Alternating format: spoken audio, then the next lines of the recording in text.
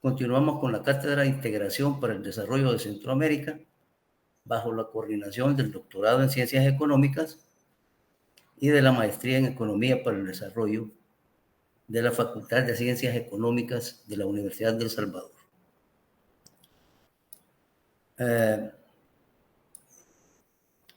Como ya es sabido por todos ustedes, el tema de la desigualdad, que es apoyado tanto por la universidad como por Oxfam, puede encontrarse en varias facetas de la vida, ¿no?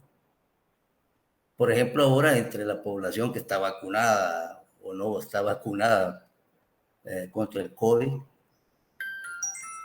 ¿por qué unas personas son ricas y otras no lo son?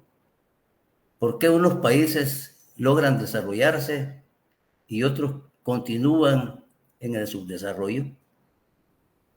Ahora, el doctor Joaquín Arriola nos hará el favor de abordar el tema de la desigualdad en el desarrollo entre países o naciones y por qué han hecho algunos de ellos o qué han hecho algunos de ellos para lograr reducir esa desigualdad en el nivel mundial. Por eso conversaremos sobre las alternativas para el desarrollo de la región centroamericana, aprender de Asia. Pero ¿quién es el doctor Arriola? Bueno, es doctor en economía, especializado en economía internacional, política industrial y desarrollo. Profesor de economía política en la Universidad del País Vasco. Actualmente es docente también de la UES en el doctorado y en la maestría en economía para el desarrollo. Ha sido docente también de la Universidad Centroamericana en el pasado y en Grenoble, Francia.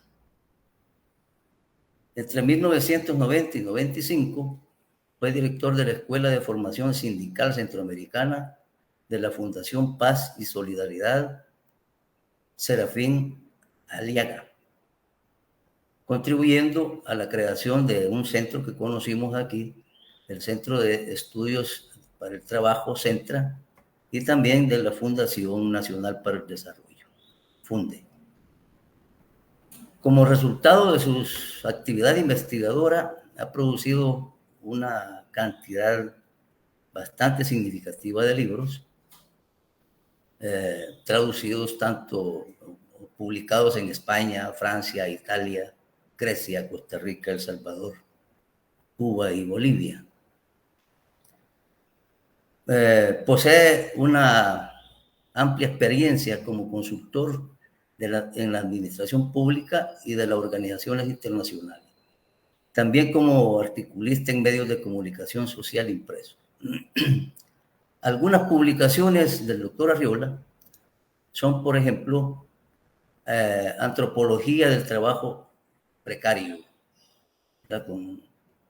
Él ha escrito con otras personas también, con otros compañeros, como Blancoy y Gómez Quiñones.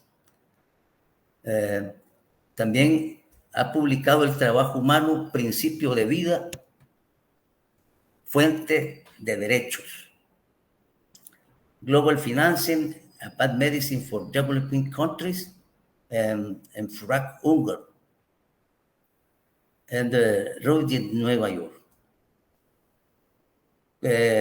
Con Mercedes Jiménez, midiendo la comunicación en el desarrollo de las perspectivas tecnológicas del Banco Mundial y las alternativas.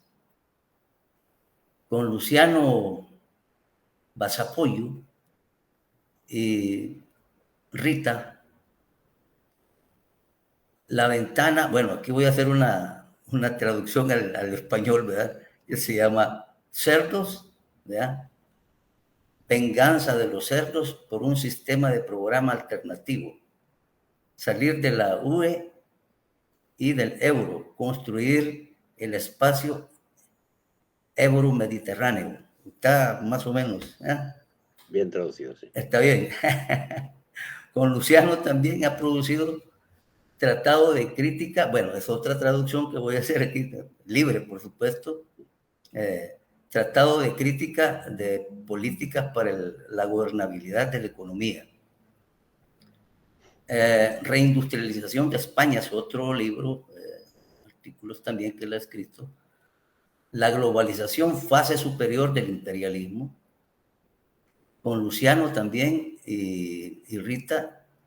Aquí voy a hacer otra traducción, vuelta a la carta, o darle vuelta a la carta, ¿no? En el nuevo sistema económico monetario del mundo multipolar a las transiciones al socialismo. También con Luciano hay otra traducción aquí, si cantara el gallo rojo, ¿no? China y el nuevo sistema económico monetario, crítica de las relaciones internacionales y planes para la democracia en el mundo multipolar. Bueno, yo creo que con esto suficiente la presentación del doctor Arriola, y también nos acompaña el doctor Oscar Cabrera, que estará apoyándonos ahora.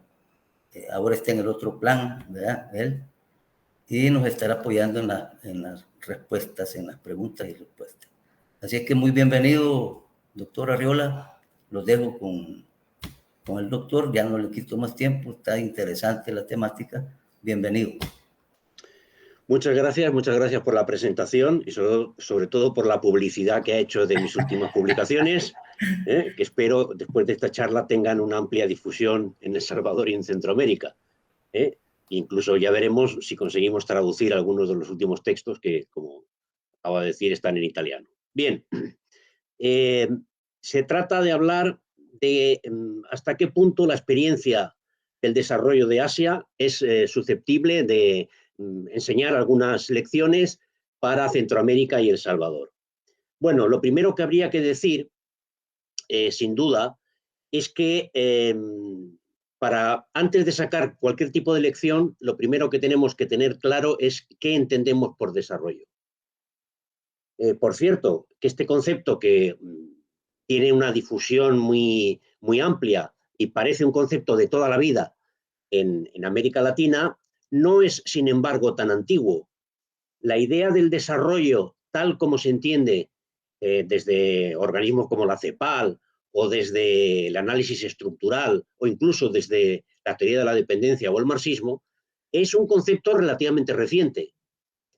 Pensemos que los orígenes teóricos del desarrollo están en los años 50 y ni siquiera están en los países de la periferia, en los países subdesarrollados, sino que los primeros desarrollos teóricos se elaboran en relación con la reconstrucción de Europa después de la debacle de la Segunda Guerra Mundial y el destrozo que la Segunda Guerra Mundial había dejado en las ciudades y en el tejido productivo de Europa. Cuando realmente se empieza a utilizar, aplicado estrictamente a lo que hoy se aplica habitualmente, es decir, a los países subdesarrollados, incluso el nombre hace referencia a la falta de desarrollo, es en los años 60, finales de los 50, principios de los 60, cuando se produce un contexto clarísimo de confrontación entre, superada la confrontación con el fascismo y el nazismo, entre capitalismo y comunismo, la famosa Guerra Fría. Es en el contexto de la Guerra Fría y del ascenso de la presencia de... un segundo, todavía no... una ventana. En el contexto de la presencia de creciente del comunismo en Asia en particular, que bueno, los países capitalistas desarrollados y en particular Estados Unidos se aplica a desarrollar una teoría del desarrollo que pueda contraponer un modelo distinto al modelo socialista de desarrollo de las fuerzas productivas. Antes, esto no había preocupado. ¿Por qué no había preocupado? Porque, como sabemos, durante todo el siglo XIX y en el siglo XX, el siglo XIX y el siglo XX hasta la Segunda Guerra Mundial, lo que conocemos como hoy como países subdesarrollados o periferia, eran puramente, en su mayor parte en Asia y en África, colonias que se repartieron las grandes potencias capitalistas occidentales, y también orientales. Japón está en Oriente, no lo olvidemos. Rusia, antes de ser la Unión Soviética, también participó del reparto colonial, lo que se tradujo en que el conjunto de Asia estuviera prácticamente su dinámica económica en manos de las potencias occidentales. Es conocido como la conquista de la India le otorga a Gran Bretaña la posibilidad de organizar un sistema monetario mundial, el patrón de cambios libra-oro, basado en la gestión de la plata que sacaba de las exportaciones de la India y que entregaba a Francia, dado que en Francia había un patrón plata, a cambio del oro de las exportaciones francesas, de modo que la City de Londres se encargaba de gestionar el oro mundial y con ese oro mundial, no solo el oro británico, pues emitían dinero de papel que servía para las transacciones del comercio internacional, las famosas libras esterlinas en las que se medía el comercio internacional hasta la Segunda Guerra Mundial. Ahora lo hacemos en dólares, porque, como sabemos, el centro del oro se desplazó de Europa, de Londres, a Estados Unidos. Y hoy el oro no sabemos dónde está, por cierto.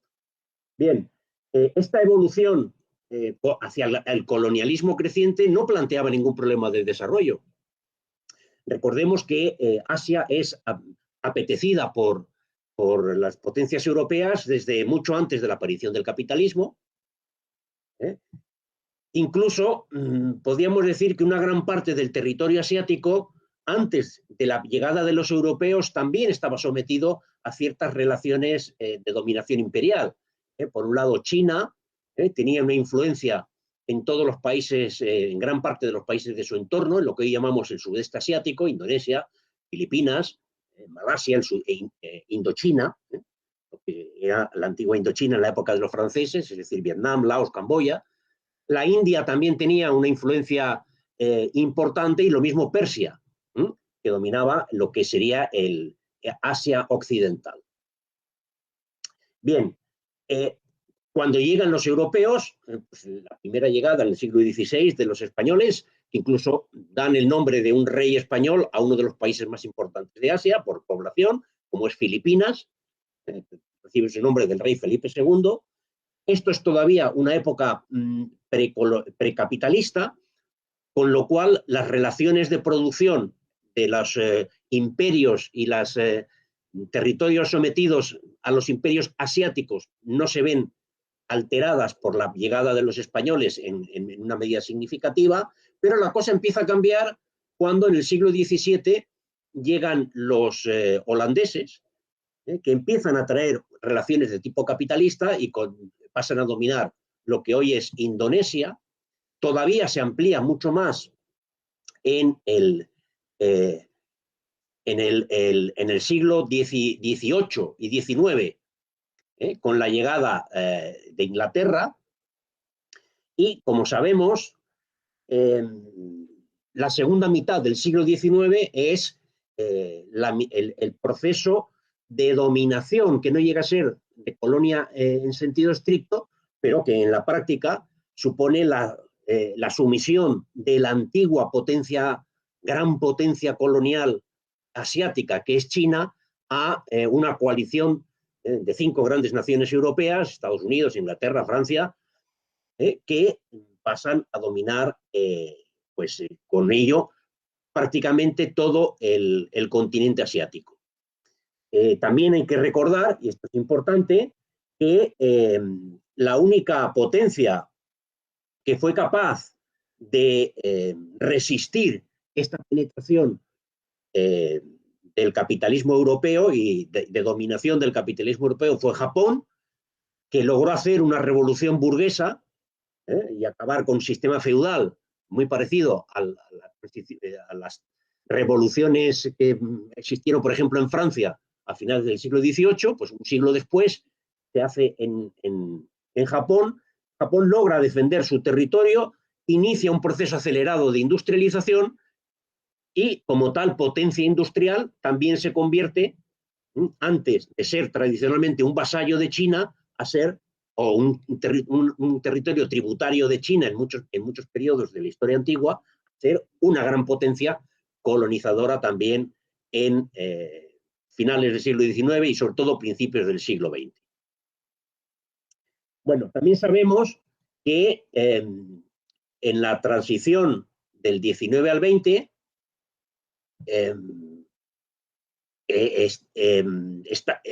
la dominación europea se mantiene en tanto en cuanto no hay una clara nueva jerarquía internacional que sustituya a la jerarquía que se estableció después de las guerras napoleónicas, en las que primaba Inglaterra y todos los demás pues se plegaban en función de su lugar en la escala de la jerarquía internacional, se plegaban más o menos a los designios de Inglaterra. Después de la Segunda Guerra Mundial, claramente la que es gran potencia ganadora de la Segunda Revolución Industrial es Estados Unidos, ya no frente a Francia, sino frente a Alemania. Ya había vencido en la Primera Guerra Mundial, pero por razones de desarrollo interno, Estados Unidos no había asumido el papel de potencia internacional.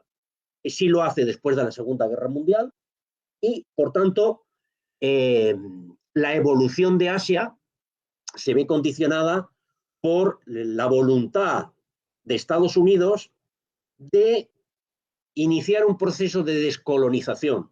¿Por qué tiene interés Estados Unidos en descolonizar Asia? Pues hay quien dice que es porque Estados Unidos había sido a su vez colonia y sentía mucho el estado de sojuzgamiento a que estaban sometidos los hindús y los que hoy llamamos vietnamitas. No. El argumento está muy bien para contar películas, pero el argumento de fondo no es ese. El argumento de fondo es que Estados Unidos, a la salida de la Segunda Guerra Mundial, es la única potencia, en comparación con las otras grandes potencias, que son Japón, Alemania, Francia e Inglaterra, es la única gran potencia industrial que tiene su industria intacta, no ha sido dañada por la guerra. Y tiene necesidad de reconvertir el esfuerzo industrial para la guerra en esfuerzo industrial para el consumo y para la paz. Y necesita mercados. Y los únicos mercados solventes, donde hay un sector de población de lo que hoy llamamos clase media, con capacidad de compra, está dominado por las antiguas potencias coloniales y en particular por Inglaterra. Estos territorios son la India, donde, como sabemos, hay muchísimos millones de pobres, pero también había en los años 50 muchos millones de población con capacidad adquisitiva, clase media, y sobre todo los territorios, entre comillas, blancos de Canadá y Australia, donde pues, tampoco se había producido, también Sudáfrica, donde no se había producido un destrozo como consecuencia de la Segunda Guerra Mundial, donde había capacidad adquisitiva importante, pero territorios que están sometidos a la libra esterlina, porque forman parte de la Commonwealth.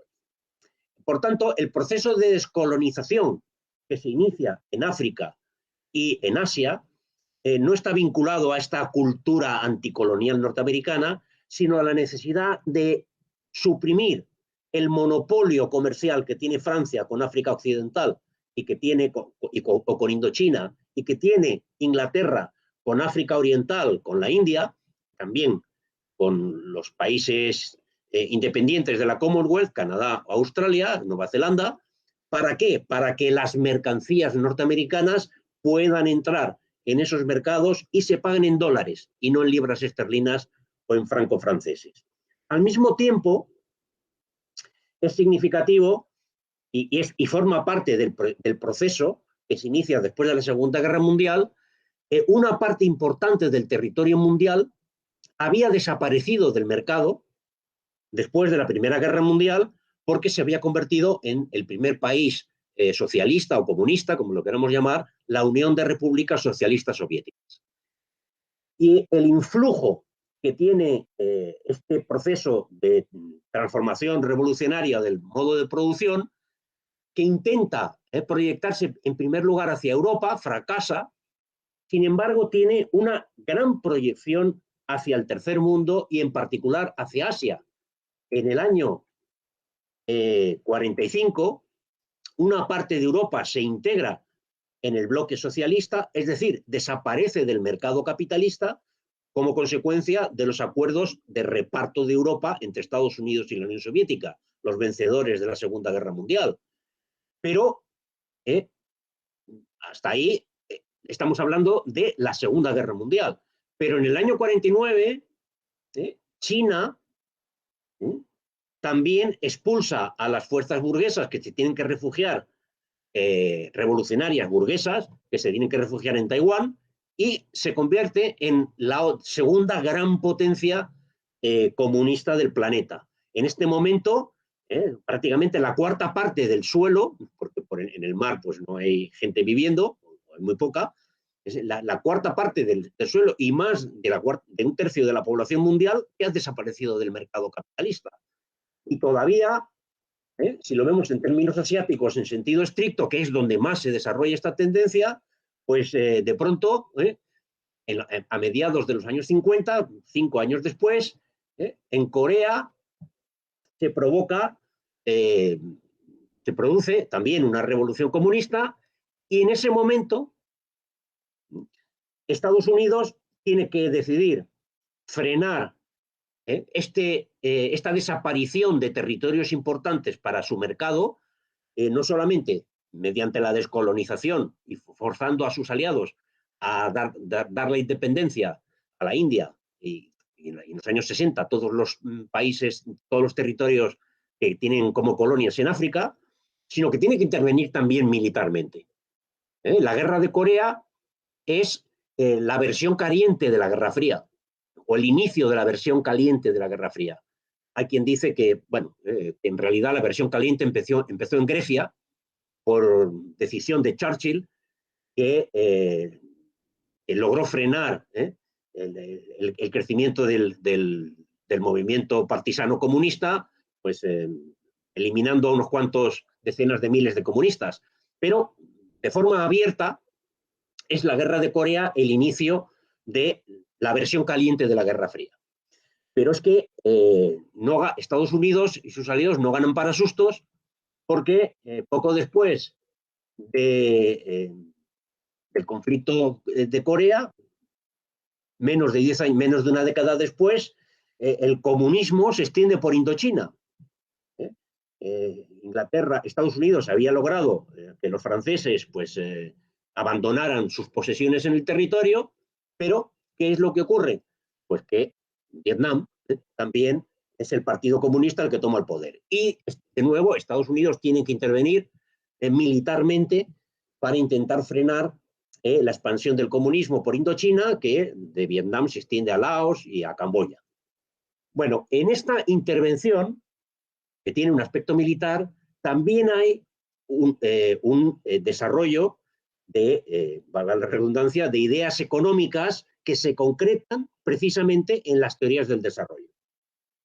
Y no es por casualidad que en lo que es el escenario asiático, los lugares donde se va a experimentar más claramente esta alternativa no comunista, o si queremos, alternativa capitalista, para que los países pobres o países atrasados se conviertan en países industrializados y adelantados, va a ser en Corea del Sur, fronteriza con Corea del Norte, en Taiwán, que es donde se han refugiado los restos del ejército y de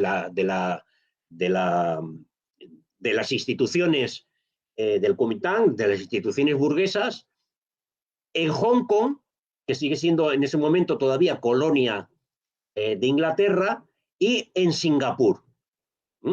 Está colocada aquí en la punta de Malasia, y por supuesto en Japón.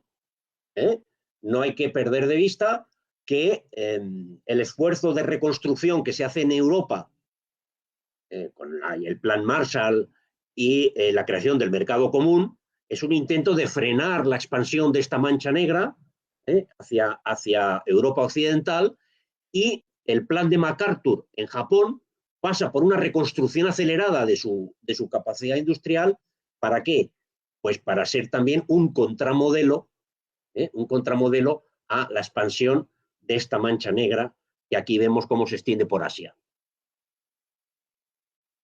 Bien, en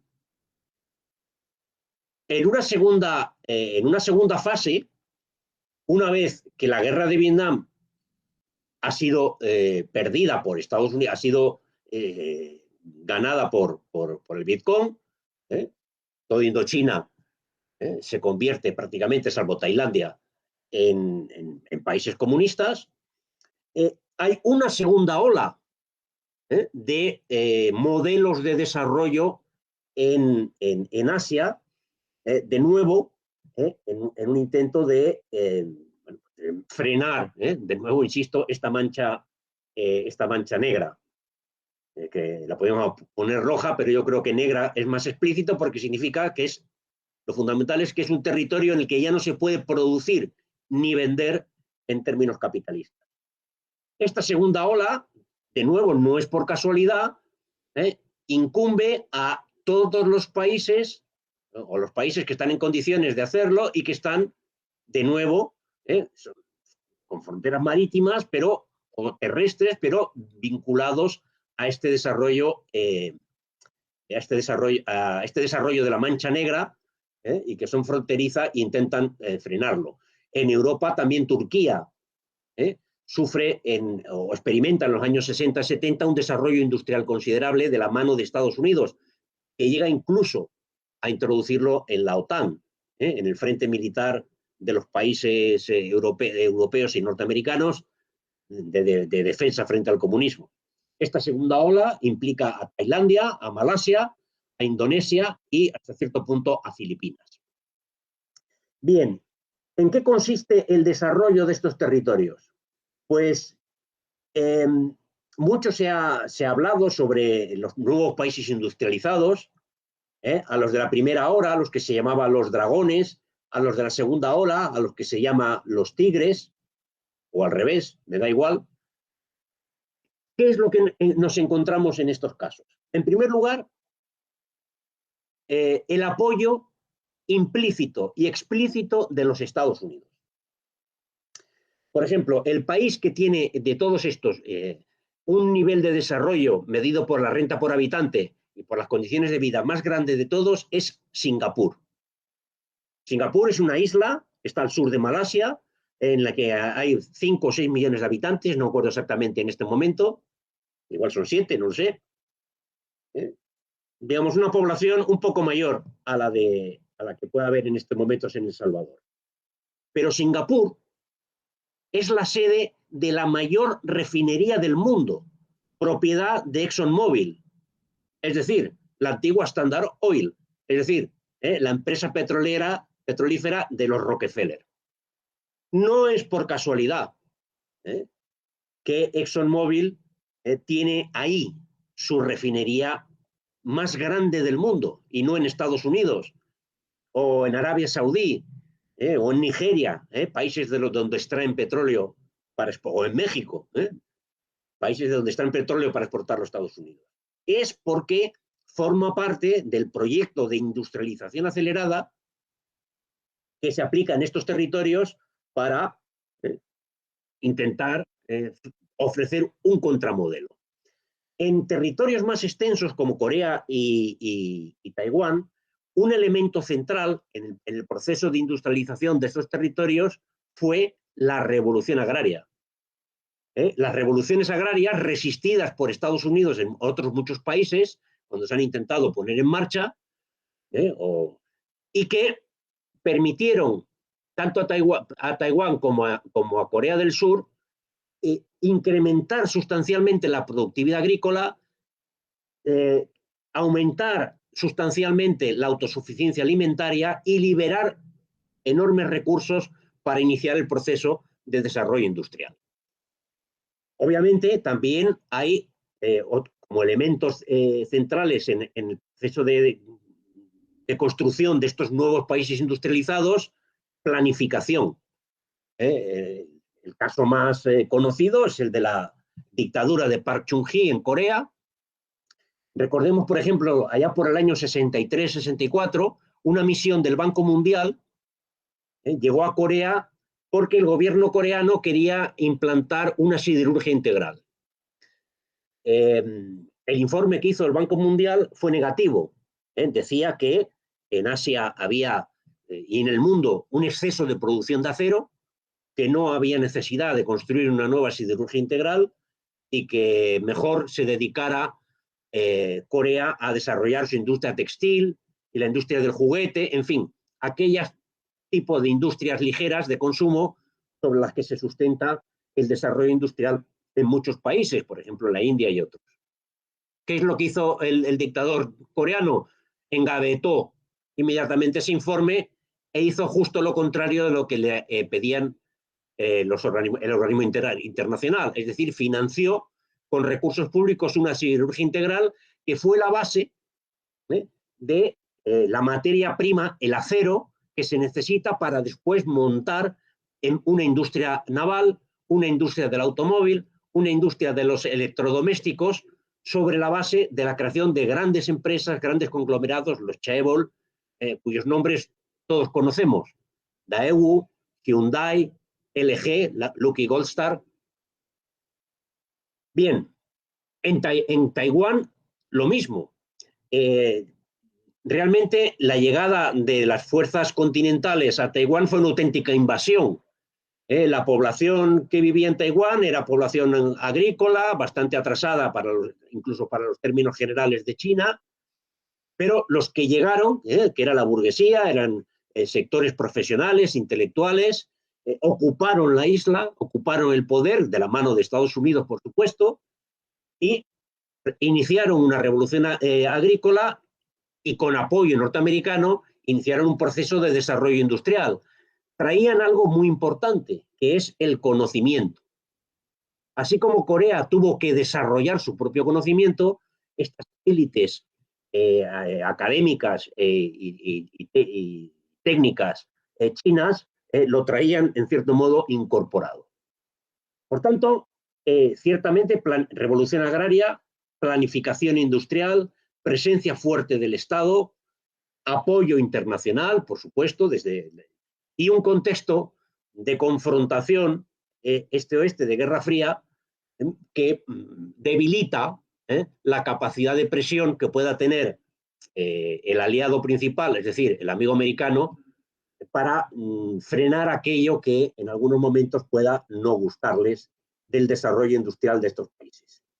La segunda ola es algo diferente. La ola de los dragones, primero los tigres, luego los dragones, o primero los dragones, luego los tigres, da igual. Es decir, la segunda ola de industrialización en Tailandia, en Malasia, en menor medida en Indonesia, en Filipinas, está vinculada a otro proceso, está vinculada al mismo contexto geopolítico, pero a otro contexto económico. Y viene sobre todo de la mano de las multinacionales. Son las multinacionales japonesas, en primer lugar, las que invierten en Malasia y en Tailandia, porque como consecuencia, entre otras cosas, de los acuerdos del Plaza, por los que Estados Unidos, que se sentía muy agredido por la capacidad exportadora de Japón, obliga a este país a revaluar el yen, el tipo de cambio del yen, hacer que las exportaciones desde Japón sean más caras, y lo que hace Japón es desplazar parte de su producción industrial a estos territorios. También estamos hablando de mediados de los 80, por tanto, 20 años después del inicio de la industrialización de Taiwán y Corea. También multinacionales europeas, sobre todo la industria textil francesa y alemana, se desplaza de forma masiva hacia Indonesia y Malasia. Y también a otros territorios, a Bangladesh, pero Bangladesh sigue siendo todavía muy pobre. No logra la presencia del capital multinacional, ahí no genera ninguna dinámica de desarrollo. En estos otros territorios sí. La renta por habitante de Malasia crece significativamente, la de Tailandia también. Tailandia tradicionalmente tenía un nivel de renta inferior al de Vietnam y ahora, pues, a partir de los años 80, y bueno, también el propio contexto de la guerra debilita al propio Vietnam, pero Tailandia es hoy en Indochina el país más rico o menos pobre. Por tanto, en esta segunda ola, estos territorios sirven como plataformas de inversión multinacional, japonesa y también europea, luego también norteamericana. Pero lo que hace también, de nuevo, la importancia de la acción de los gobiernos. Lo que hacen los gobiernos en estos países es aprovechar la llegada de la inversión extranjera para desarrollar su propia capacidad industrial en industrias de suministros, en industrias de servicios a las empresas multinacionales. Lo que exige también desarrollar los sistemas educativos y mejorar la cualificación de la mano de obra. El tema de la educación es clave en todo el desarrollo, tanto en la primera ola de industrialización asiática como en la segunda ola de los países del sudeste asiático. Bien. En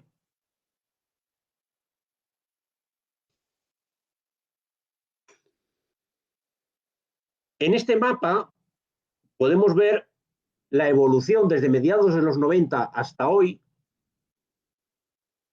en estos mapas que vamos a ver hasta hoy, de la especialización productiva de estos países asiáticos y también la tercera ola, habría que mencionarla sin duda, es China. Si los años 60 es Corea y Taiwán, y Singapur y Hong Kong, la segunda ola, Malasia, Tailandia, Indonesia, Filipinas, con unos cambios estructurales en el contenido del desarrollo y en las formas en que este se realiza. La tercera ola es China, que es todavía un cambio mucho más revolucionario. En los años 90, finales de los 90, China emerge en el mundo como una gran plataforma industrial. Pero en todos los casos, y en el caso chino en particular, de forma más acentuada, lo que se produce no es solamente un proceso de industrialización, sino un proceso de rápida escala, rápida transformación en el tipo de industrialización que se pone en marcha. Y estas gráficas nos lo muestran. En 1995, cuando ya están en pleno funcionamiento la primera y la segunda ola de desarrollo asiático, falta todavía la presencia masiva de China, como vemos en las principales ramas por nivel tecnológico, aquí tenemos desde los productos primarios, las manufacturas basadas en productos agroindustriales y materias primas, las manufacturas de baja tecnología, más arriba están las manufacturas de tecnología media, en tres categorías distintas, y arriba del todo en la gráfica tenemos los sectores de alta tecnología. Pues bien, se ve claramente que en el año 95, a medida que aumenta el nivel tecnológico, el control de los países desarrollados, en este caso lo que he puesto aquí es Estados Unidos, la eurozona, los países de Europa que tienen la moneda única como el euro como moneda común, y Japón, estos tienen una participación mayor. En los niveles de más tecnología, como se ve, todas las ramas, más del 50% de la producción que se exporta en el mundo, proviene de los países desarrollados. ¿Y dónde tenemos a los países asiáticos? En amarillo, incluso a los países latinoamericanos, pues especializados en la baja tecnología. Pero a las puertas de la gran recesión del 2007-2009, que es el equivalente a la Gran Depresión del 29, con los cambios estructurales que aquella generó, esta gran recesión estamos a puertas de experimentar grandes transformaciones. Ya al final del largo ciclo de expansión extraordinaria que tuvo la economía norteamericana a finales de los 90, principios del siglo XXI, resulta que, oiga, es que Asia de pronto aparece disputando el predominio a los países desarrollados en algunas ramas claves de alta tecnología, como las tecnologías de productos electrónicos y eléctricos. Esa creciente presencia de productos de países industrializados a medida que subimos por la escala tecnológica ya no es tal. También en algunos niveles de producción de baja y media tecnología, de baja tecnología en particular, ya son los países asiáticos los que más exportan. Estamos hablando de 2006. Es decir, Asia pasa a dominar la exportación de baja tecnología y también disputa espacios significativos en industrias de alta tecnología. América Latina no. América Latina sigue ahí en exportación de productos primarios, petróleo, café, carne de Argentina, de Uruguay, cereal, cobre. América Latina no ha experimentado ese cambio tecnológico. Y si vemos ya el último año, 2019, antes de la crisis de la COVID, el panorama en 25 años se ha modificado completamente. En los productos electrónicos el dominio es asiático. En los productos de tecnología media, en ingeniería, la disputa entre la presencia de la producción asiática no llega todavía al nivel que tiene de exportaciones los países desarrollados, pero digamos, le disputa también esa escala. Están en la misma escala de producción o de participación o de cuota de mercado mundial. Tecnologías medias. Por supuesto, se mantiene el dominio en las tecnologías bajas, en los sectores de textil, de calzado, de baja tecnología. Y de nuevo, 25 años después, pues América Latina sigue ahí parada, un poco en exportación de automóvil, ha crecido algo. Si lo comparamos con, si lo comparamos con el 95 o el 2006, pero lo cierto es que estos simples datos muestran con claridad que Asia no solamente se ha convertido en el taller de producción de productos de bajo valor añadido para consumo obrero, ropa, productos textiles y juguetes, sino que tiene un desarrollo industrial y Asia excluyendo Japón, porque Japón, como país desarrollado, lo tenemos en la categoría que en este gráfico aparece en color gris. El Asia subdesarrollada se ha convertido en la gran potencia industrial asiática en su conjunto.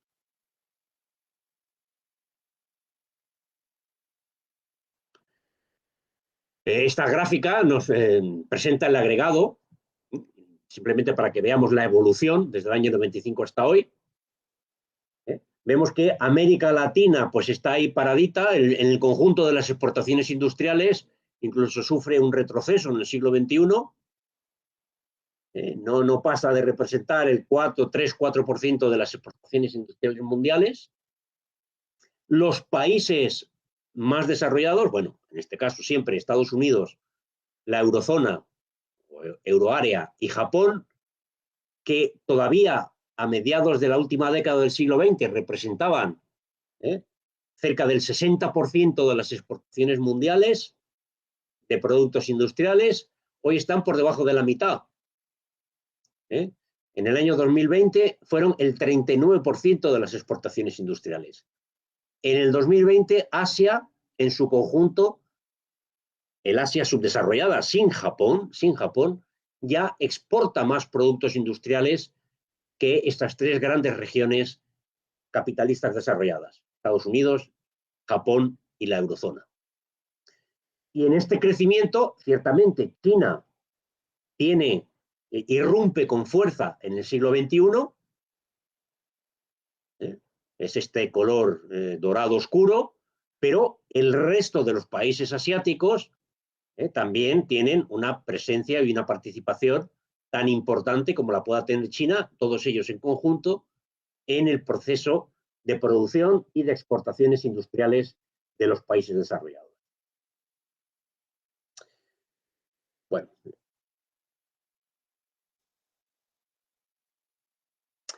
Si nos fijamos en el aumento de la productividad, y esto lo medimos aquí, por ejemplo, en el PIB por ocupado, en dólares constantes del año 2017, en paridad de poder adquisitivo, es sintomático la distinta evolución de las cosas en Asia y en América Latina. Fijémonos, por ejemplo, en 1991. En 1991, México tenía un PIB por ocupado, es decir, una productividad del trabajo superior a la que tenía Corea. Lo mismo Brasil. Brasil prácticamente tenía la misma, 27.000 dólares, 31.000 dólares tenía Corea. Pero ¿qué ocurre en la última década del siglo XX y en el siglo XXI? México es un auténtico desastre. No crece nada la productividad en estos 30 años. La productividad en 1920, 44.800 dólares, es prácticamente la misma que había en 1991, 43.800 dólares. Ha aumentado 1.000 dólares por trabajador en 30 años. Si nos fijamos, otros países latinoamericanos, Ecuador, también está ahí estancado, no ha crecido nada. Brasil ha crecido un poco entre el 2006 y el 2020, pero entre el 91 y el 2006 la productividad por trabajador es la misma. ¿Qué es lo que diferencia a América Latina de Asia? O al conjunto de los países, salvo el único caso, Chile, que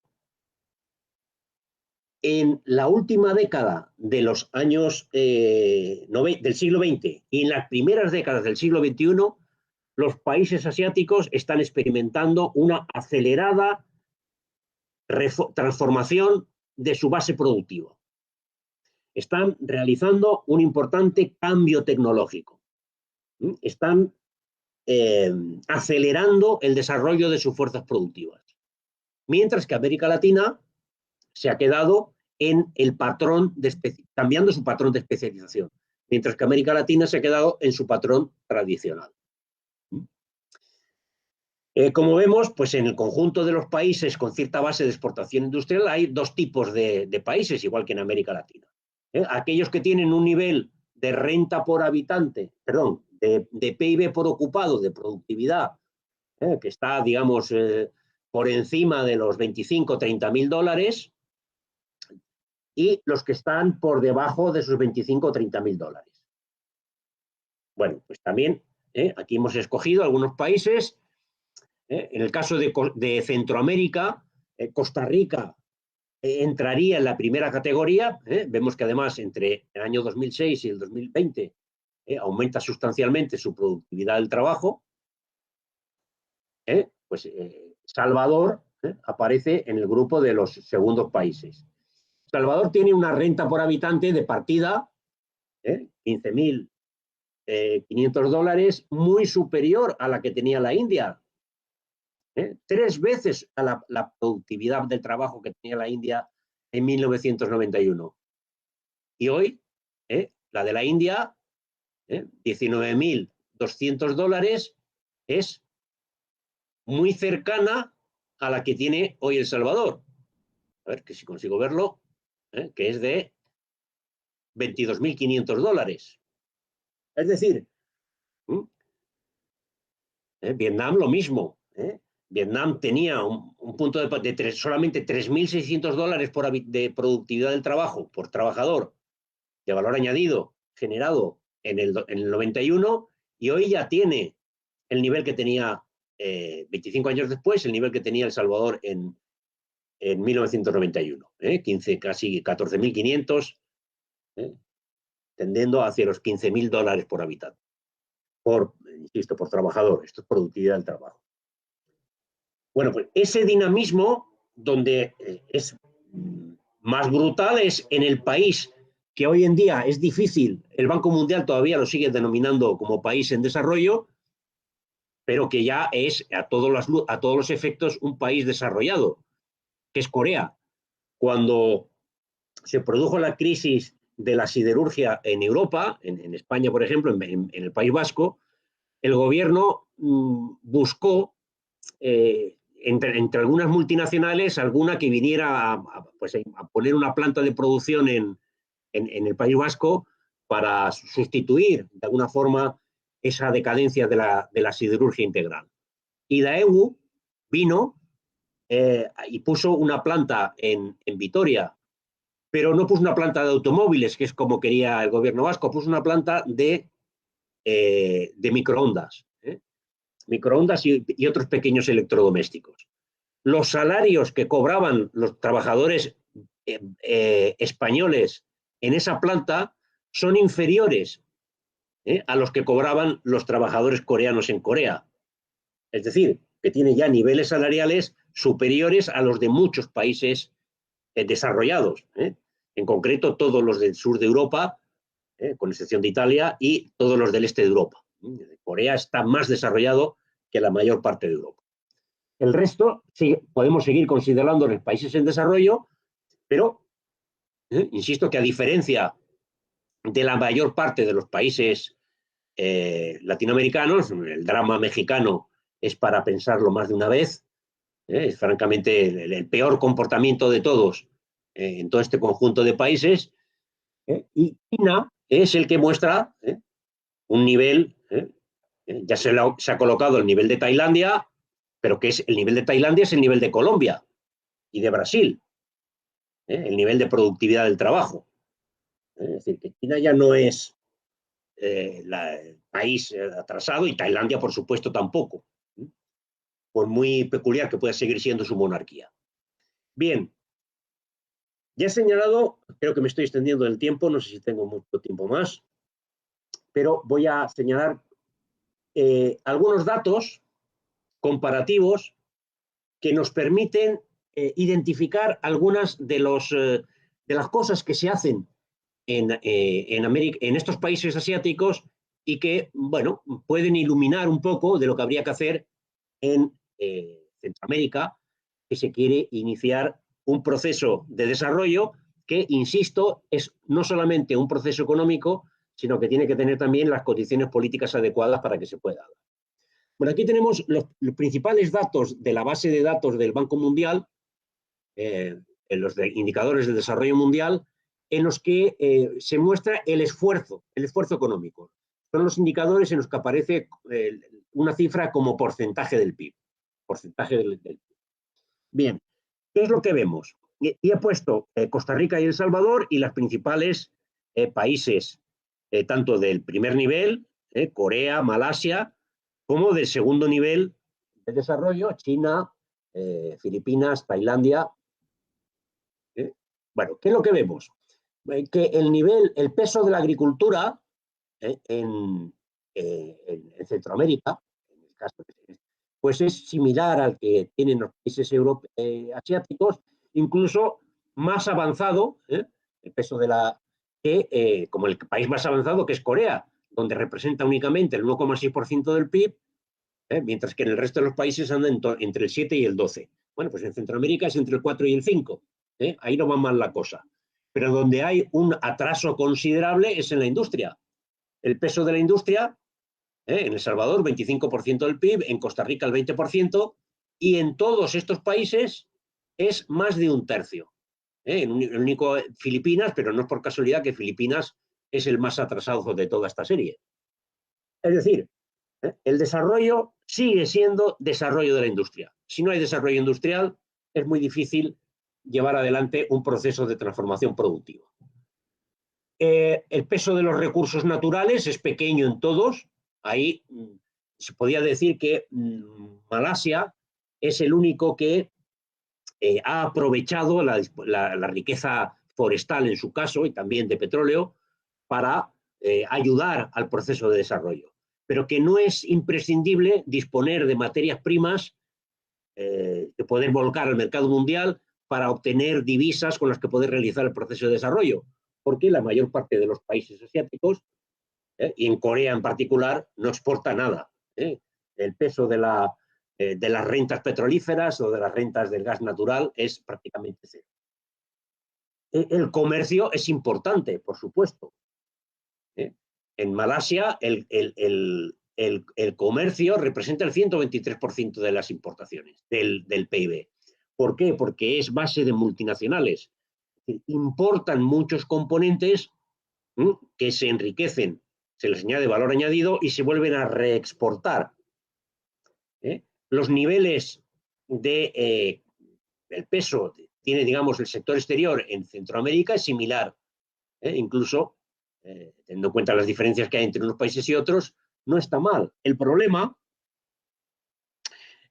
está en que lo que es la potencia exportadora, la potencia exportadora, pues, bueno, mientras que Malasia exporta el equivalente al 65% del PIB, Corea el 40%, China el 18,5%, Tailandia el 60%, pues El Salvador no llega al 30%.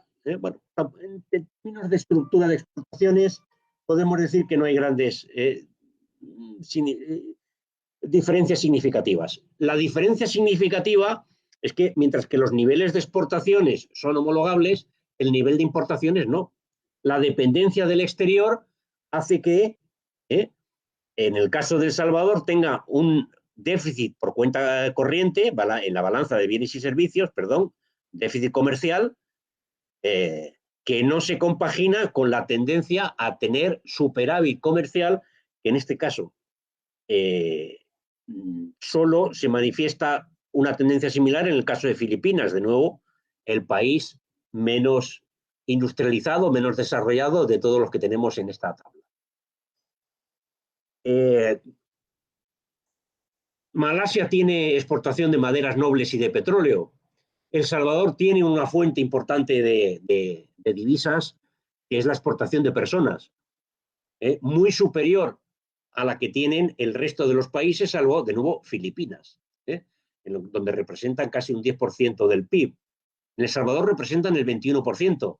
El uso productivo de esas remesas, y no su uso exclusivamente para la satisfacción de las necesidades básicas de la población que las recibe, pues es una de las asignaturas pendientes para iniciar una estrategia de desarrollo en el país. Otra diferencia sustancial, el nivel de ahorro interno. El Salvador no ahorra nada, 0,25% del PIB. Costa Rica un 18%. Pero las tasas de ahorro en las grandes potencias industrializadas, las nuevas grandes países industrializados de Asia, en China es casi el 43%, es más del 43%, casi el 44%, Indonesia un tercio del PIB, Corea otro tercio del PIB, Malasia casi el 30%, Tailandia otro tercio del PIB. Es decir, aquí tenemos la capacidad de ahorro y obviamente convertir ese ahorro en inversión es una de las grandes diferencias entre Centroamérica y en particular El Salvador, una tasa de ahorro del 18%, comparable con Filipinas, de nuevo siempre con el último de la, con el último de la fila de los países asiáticos.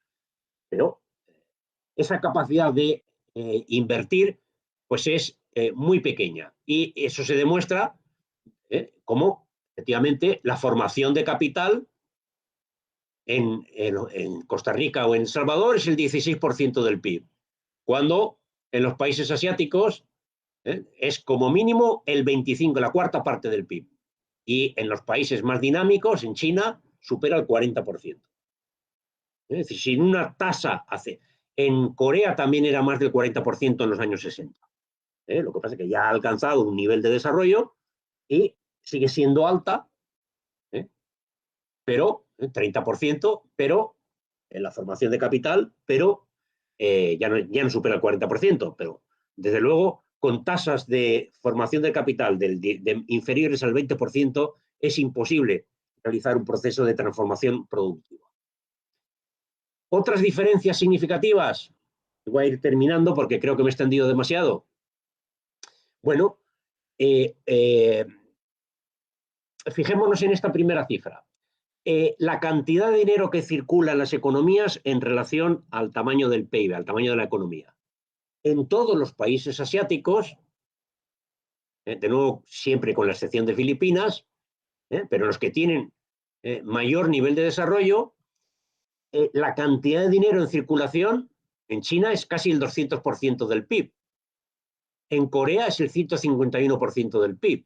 En Tailandia 123%, en Malasia 123%. En Costa Rica y en El Salvador no llega al 100%. Anda más bien, 45, 60%, en unos niveles muy inferiores. El dinero que hace circular las mercancías, pero el dinero que sirve para financiar las inversiones, el crédito, también es mucho más bajo. El peso del crédito doméstico al sector privado en Costa Rica y en Centroamérica anda en torno al 50%, cuando en los países más dinámicos, en China es el 165%, en Corea el 151%, en Malasia el 120%, en Tailandia el 143%. Bueno, ¿esto qué quiere decir? Pues que también el sector financiero y monetario requiere una cierta reflexión, porque sus dimensiones, sus estructuras, su vocación crediticia no está orientada a el objetivo fundamental del crédito en los procesos de desarrollo industrial de Asia, que es la inversión productiva. En relación con el consumo, bueno, pues ya sabemos que el peso del consumo es fundamental en las economías centroamericanas, también es obviamente grande en todos los países, pero, por ejemplo, el peso del consumo doméstico, familiar, en el PIB en El Salvador alcanza el 83%, en Costa Rica el 64%, en China es del 40%, en Indonesia el 57%, en Corea, país desarrollado, el 48%, 59% en Malasia. Es decir, Costa Rica estaría ahí más ajustado. El peso que tendría que tener el consumo en una estructura económica nacional que está en proceso de transformación productiva debería estar situado en torno al 50%. 50, 55, hasta el 60%. Pero un 83% quiere decir que todo el esfuerzo económico, o prácticamente todo, se destina al consumo. Cuando el nivel de producción es tan bajo y de exportación, pues hay ahí un problema objetivo que habría que abordar. Bueno, aquí tenemos otros datos vinculados, por ejemplo, a lo que se llama el estado de bienestar. Aquí sale mejor parado Centroamérica. Por ejemplo, el gasto sanitario, que representa el 7% del PIB, en 7,5% en Costa Rica y en El Salvador, es similar al que tiene el país desarrollado, que es Corea. Es decir, un nivel de gasto sanitario, ya digo, similar. Todos los demás países en esta tabla, asiáticos, salvo Corea, país desarrollado, tienen niveles mucho más bajos. El peso del sector público, pues también es importante, el 16% de consumo final, parecido al de Corea, que es país desarrollado, parecido al de China, y parecido al de Tailandia y superior al de Indonesia, Filipinas y Malasia. Bueno, tampoco ahí, lo que es la estructura, lo que es el peso del sector público, tampoco se está mal. Otra cosa es a qué se destinan los recursos. La sanidad está muy bien, pero en materia de educación, también los niveles aquí nos faltan datos de China, no hay datos de China ni de Filipinas, pero bueno, el gasto por estudiante en el sector primario, en secundaria, en primaria es bastante equiparable al que puede haber en Asia. En secundaria, en el caso de El Salvador, pues está bastante por debajo de los niveles de Corea o de Malasia, que son los dos más desarrollados de este cuadro. y está más cercano a los de los países de menor nivel de desarrollo. Tailandia, bueno, Filipinas y China no tenemos el dato. En educación universitaria también, mientras que Costa Rica está por encima, El Salvador está por debajo. Tendría que dedicar más recursos a... ¿Y esto qué refleja? Pues que, bueno, que la población está alfabetizada, pero el cambio productivo requiere la cualificación profesional. Hay que hacer mayor esfuerzo de inversión en formación profesional, en enseñanza secundaria y, por supuesto, la gran asignatura pendiente de prácticamente toda América Latina en investigación y desarrollo. El Salvador no dedica ni el 0,1% a investigación y desarrollo. Costa Rica el 0,5%. Corea destina el 4% de su PIB a investigación y desarrollo y China el 2%. En este mapa se reflejan los países que destinan más del 3% de su PIB, de media en varios países, porque el otro dato es del año 2019 exclusivamente, y aquí tengo la media de 5 años. Los países que destinan más del 3% del PIB a I+D. Son muy pocos en el mundo. Es Estados Unidos, Suecia, Suiza, Austria, Dinamarca, Japón, pero también Corea y China. Y los que dedican más del 2% son también unos poquitos. Los otros países nórdicos, Finlandia y Islandia y Noruega, Francia, Chequia, Benelux, Holanda, Bélgica y Australia. Pero esto es el porcentaje, ese es el esfuerzo. Estos son los países que hacen más esfuerzo. ¿Dónde está centrado el esfuerzo? En los países nórdicos de Europa, en Estados Unidos y en Asia. Aquí tenemos los 3 países asiáticos, los 3 tienen más del 3% de media en el último quinquenio. Pero si lo vemos en volumen, en rojo están los países que destinan más de 100.000 millones de dólares a investigación y desarrollo. Son solo 5 países. Estados Unidos, 500 millones. Alemania, 150 millones. Japón, 200 millones. China, 300 millones. Y Corea, 100 millones. China, Corea y Japón destinan 100 millones, 100.000 millones de euros, perdón, de dólares, más que Estados Unidos a investigación y desarrollo. En un segundo nivel, los que destinan entre 30 y 50.000 millones. Bueno, ahí por casualidad nos aparece un país latinoamericano, Brasil. Pero ojo, que la India destina 75.000 millones de dólares a investigación y desarrollo, más que Brasil, más que Francia, más que Rusia, o más que Inglaterra, que son los otros países que están en esa segunda categoría. Y entre 10.000 y 30.000 millones nos aparecen pues, el resto de los países anglos que nos quedan, bueno, salvo Nueva Zelanda, Canadá, Australia. Ahí aparece también Turquía, Suecia, Polonia, España, y países de mucha población, que aunque hagan menos esfuerzo, en términos absolutos, destinan una cierta cantidad, y también Tailandia y Malasia, que aunque no llegan al 2%, están destinando más de 10.000 millones de dólares cada año a actividades de investigación y desarrollo. Bueno, esta ausencia de esfuerzo en la formación de alto nivel, en la formación profesional técnica superior y en términos generales en investigación y desarrollo, es la gran asignatura pendiente, por supuesto, de África. ¿De África qué vamos a decir? Pues obviamente es la asignatura pendiente de toda América Latina y en particular de América Central. Sin un esfuerzo significativo en esta cuestión, pues obviamente tampoco va a haber un proceso de desarrollo y cambio productivo en la región. Y lo dejo, me decían que tenía 40 minutos, creo que me he excedido bastante. Bueno, así pues, si alguien tiene alguna pregunta que hacer, quizá podamos... No hay problema, doctor. Creo que No hay con esto problema. queda, bueno, algunas ya cuestiones básicas. La fuente de todos los datos son estas dos.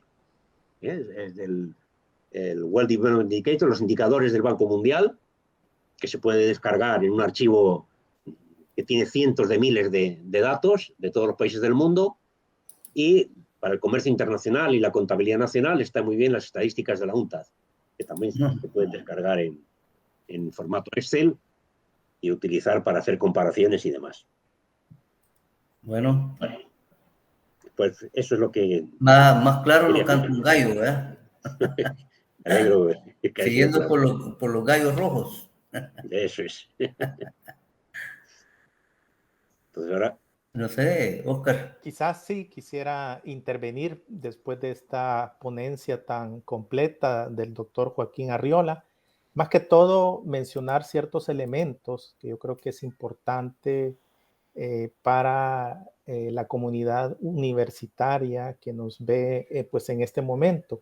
Primero, yo quiero referirme al papel de la transformación estructural o transformación productiva que mencionaba el doctor Arriola, porque digamos, tiene un papel muy importante en el crecimiento económico inclusivo, y esta relación ha sido destacada en muchos estudios desarrollados por Rodrik, Hausmann, por César Hidalgo, quienes argumentan que el crecimiento y el desarrollo son el resultado de la diversificación, pero también de la sofisticación del conjunto de productos exportados a través de políticas industriales que sean creíbles. Y aterrizando para la región centroamericana, algunos países de la región han implementado políticas industriales o estrategias de transformación y de diversificación productiva. Ahora, ¿cómo comprendemos la política industrial? Y creo que esto es muy importante porque entre los economistas damos por sentado que todo el mundo comprende qué es política industrial. Pero en mi entender, la política industrial es una combinación de intervenciones estratégicas o a veces selectivas destinadas a impulsar sectores específicos, y esto se hace a través de políticas o acciones funcionales pues destinadas a mejorar propiamente de los mercados, o a través de intervenciones horizontales que son para seleccionar esos campeones que a veces se ha mencionado en el caso de los países del sudeste asiático. Entonces, digamos que este concepto de política industrial debe de abarcar esa diversificación, debe de abarcar la transformación, pero no solo en el concepto del sector industria manufacturera. Y creo que esta es la gran diferencia de la política industrial moderna, porque se aborda la diversificación y la transformación tanto en el sector agrícola, tanto en el sector industrial y en el sector servicios. En fin, la manufactura ha demostrado que ha sido el motor del aumento de la productividad laboral a través de la mecanización, y ha sido como la llama de la innovación tecnológica en general. Pero hay que ser realistas, no ha sido capaz de generar empleos de calidad suficiente para los trabajadores que están migrando desde el sector agrícola hacia este sector, y a los nuevos que se van incrementando cada año en los mercados laborales. Entonces, en la realidad centroamericana y en muchos países en desarrollo, el sector servicios es el que genera una mayor proporción de empleos, aunque la mayoría de estos empleos paradójicamente están en el sector informal. Por ejemplo, trabajadores por cuenta propia, empleo no remunerado, en fin. Pero sí consideramos, y ese es mi entender, o esta es mi opinión, sin embargo, sí existe una potencial transformación productiva a través del desarrollo del comercio de servicios habilitados por tecnologías de la innovación, la producción de software, los centros de llamadas, los servicios de back office, no se diga la banca, las finanzas. Entonces, quizás aquí va como mi pregunta para el doctor. Jesús Felipe, es el lead economist del Banco Asiático de Desarrollo, menciona la necesidad de una política industrial bien diseñada y sobre todo que sea consensuada con las empresas, con los trabajadores y sobre todo con el sector público junto con la ejecución. Esto creo que es muy importante porque nos va a llevar al aumento de la formación del trabajo, a la consecución de las relaciones laborales más estables y obviamente a las mejores de las condiciones del trabajo, ¿verdad? Mayores empleos y mejor remunerados. Y ese tránsito hacia la formalidad que habla mucho la Organización Internacional del Trabajo y el respeto a los derechos laborales. En su opinión, doctor, ¿qué propuesta de política pública en el ámbito de la política industrial podría recomendar para la región centroamericana? Bueno, yo lo primero que recomendaría es tirar a la basura, por decirlo pronto y mal, gran parte del discurso de política de la no política industrial que se ha ido implantando desde los años 80, desde que se empiezan a aplicar los programas de ajuste estructural en América Latina. La idea de que el mercado es el que puede dar las mejores señales de dónde asignar los recursos y que hay que partir de la estructura existente en el país para, a través de las ventajas competitivas o ventajas absolutas, especializarse, es un auténtico error. Y la prueba está en el distinto comportamiento que ha tenido América Latina, que ha seguido esa orientación con Asia, donde se ha insistido en que lo importante es transformar la estructura productiva sobre la base de decisiones administrativas. Decisiones administrativas de distinto calado en distintos países. En algunos casos, las decisiones administrativas responden al control que tiene el Estado sobre la economía, caso de Vietnam o de China. En otros casos, las decisiones administrativas son el paso previo para dejar que el mercado, que las estructuras de mercado se consoliden como estructuras fuertes y en ese momento sean los mercados los que puedan tomar las decisiones, como el caso de Corea. Es el Estado el que subvenciona la construcción de las industrias de infraestructura, que facilita la creación de grandes oligopolios orientados al mercado exterior y a partir de ahí, pues Samsung funciona como una empresa capitalista de mercado, no como una empresa de Estado. En otros casos, la participación del Estado es de acompañamiento. El caso de la segunda ola de desarrollo industrial en Malasia o en Tailandia, donde ya he dicho que el origen está en la llegada de multinacionales, es decir, decisiones de mercado, pero el Estado tiene una acción activa, proactiva, de ayudar a desarrollar tejido productivo asociado a esa implantación de multinacionales, que no es tan fácil, aunque hay algunos sectores que están revirtiendo la producción a los países de origen, pero se crea una red, por ejemplo, de parques científicos en Malasia, o de formación, de escuelas de formación, universidades en torno a los polígonos donde están las multinacionales, que hace cada vez sea más atractivo mantenerse la producción en esos territorios. En el caso de Centroamérica, bueno, pues obviamente hay algunos hándicaps objetivos. El tamaño. El tamaño es un problema estructural. No es lo mismo desarrollar una política industrial en la India, en Malasia o en Indonesia, con 80, 100 o 500 millones de habitantes, que en una región que en su conjunto pues equivale a uno de estos países, a los países más pequeños de la región. Pero eso tiene a su vez otras ventajas. Es la situación entre el Atlántico y el Pacífico y cercana a un polo de dinamismo todavía muy importante que es América del Norte. Por lo tanto, lo primero que tendría que desarrollar Centroamérica es definir cuál es su proyecto para los próximos 30 años. Es decir, cómo tendría que ser la estructura productiva de Centroamérica dentro de 30 años. ¿Qué tendría que haber que ahora no hay? Y en función de lo que se decida, que pueden ser decisiones acertadas o desacertadas, pero hay que decidir algo.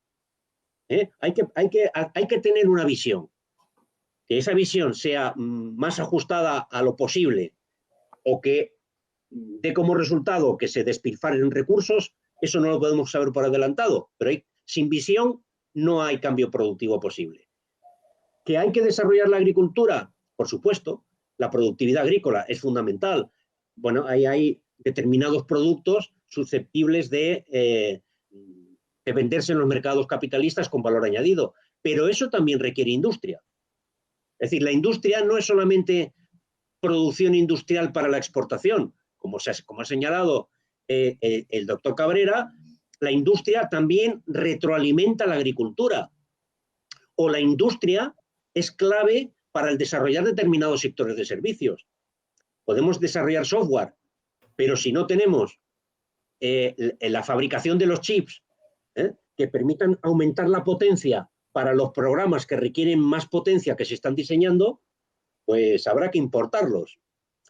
Por tanto, en función de los sectores, o el sector financiero, o lo que sea, en función de los sectores en los que se decida poner los huevos de la cesta, los pocos que se disponga, habrá que priorizar áreas de inversión. Y en este sentido, esa tendencia de las políticas de café para todos, es decir, que las políticas no discriminen entre unos sectores y otros, que las políticas permitan que los capitales privados se encuentren en la misma situación, da igual que sean de la industria química, de la textil, de la farmacéutica o de la que sea.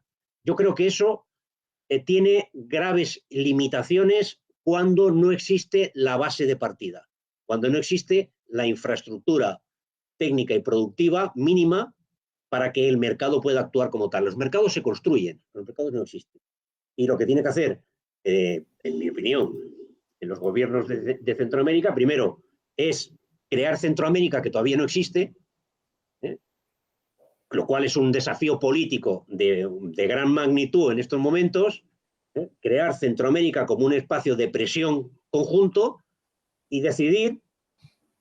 Bueno, ahí hay distintas cuestiones, no solo los productos café o algunos otros que se puedan pensar, el tema del transporte, de la logística. Continuamente se está discutiendo que si hay que hacer otro canal, que si el canal en Nicaragua, que si el canal en Honduras.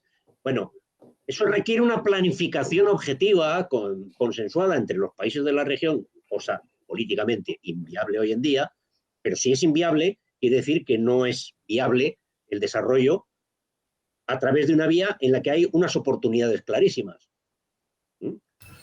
Bueno, tener una ventana al Pacífico y otra al Atlántico, pues requiere pues también situar a la región no solo mirando hacia el norte, sino también mirando hacia el este y el oeste. Bueno, todo eso es un esfuerzo de reflexión que se tiene que hacer desde los centros de investigación, por eso la importancia de la inversión en las universidades, por ejemplo. Y de la elaboración de pensamiento no solo en los famosos tanques de pensamiento, que esos vienen todos ya marcados con una cierta interés político ideológico por detrás, sino en los centros académicos públicos, que es donde pueden surgir las iniciativas. Centros, si no es en los centros académicos, pues tendrá que ser en un ministerio potente de industria como el que tenían en Japón, el MITI, o en Corea, que también. Pero tiene que haber espacios de reflexión colectiva, qué sé yo, una universidad centroamericana, no sé. Ahí había que echar un poco de imaginación, que fuera capaz de promover visión de largo plazo. Bueno, quizás ahí lo clave es que las sociedades o los países precisamente puedan armar por lo menos esa visión hacia dónde se quiere ir. Y un ejemplo muy sencillo. Ahora con la pandemia, uno visita cualquier hospital y tú lo que encuentras nada más es una mano de obra bastante calificada en el sector de salud, pero todo es importado. ¿Ya? Una dependencia brutal, ¿verdad?, hacia el exterior. Entonces, no tenemos ninguna capacidad para resolver mucho de eso. A pesar de que se habla, por ejemplo, de que el turismo médico y toda esa cuestión. Pero si tú vas a cualquier hospital, todo, exceptuando algunas mantas que están por ahí, que son hechas en El Salvador. Pero hay camas, vacunas, medicamentos, etcétera, etcétera. No digamos las grandes máquinas para hacer exámenes especializados. Entonces, si no nos ponemos de acuerdo en la región para armar eso, estamos perdidos. Y apostarle precisamente a la educación vinculado con el aparato productivo nacional. Y eso es lo que no tenemos. Bueno, ahora ni siquiera estadísticas confiables existen en las instituciones de la región. Nadie confía. Bueno, ni siquiera los médicos confían entre la misma información que están arrojando ahora los problemas de la COVID. Solo eso es un problema. No digamos el reto que tenemos para armar toda esa visión que precisamente quisiéramos alcanzar. Pero bien, el tiempo nos ha comido y yo creo que, insisto, más claro no canta un gallo, ¿verdad? Para ponernos a trabajar en toda esta nueva dinámica. Roberto, muchas gracias. Okay. Si tú me lo permites, sí, claro. Quisiera hacer un esfuerzo de síntesis de la ponencia del doctor magnífico. Joaquín Arriola, en la medida, creo yo, creo que esto da pie a otra serie de ponencias que vamos a ir pues, abordando. Yo creo que 3 lecciones hemos aprendido de esta ponencia respecto a qué hacer en la región centroamericana. Primero, es que las políticas industriales deben formar parte de un plan de nación, claro, con la finalidad que persistan en el mediano plazo, independientemente del gobierno de turno. Segundo, que los países que disponen de todo el arsenal de políticas de demanda, tales como política monetaria, política crediticia, política cambiaria con un tipo de cambio flexible y una política fiscal, tienen mayor espacio para implementar políticas de transformación productiva. Y por último, la diversificación y la transformación productiva, junto a la creación de empleo digno, deben conllevar un diálogo continuo entre las distintas fuerzas sociales en los países, llámese empresarios, gobiernos, trabajadores, universidades, tanques de pensamiento, partidos políticos, pero ir evaluando la efectividad de la selección de los productos, de la selección de las industrias o el cese de estos productos o sectores si no están dando los resultados esperados, ¿verdad? Entonces, creo que eso es fundamental para la región centroamericana. Muchas gracias. Bueno, doctor Arriola, un placerazo en verlos de nuevo. Bueno, mucho gusto. Bueno, doctor hasta Cabrera, luego. pasen muy buen día. Gracias. Hasta luego a todos. Muchas gracias. Para la próxima.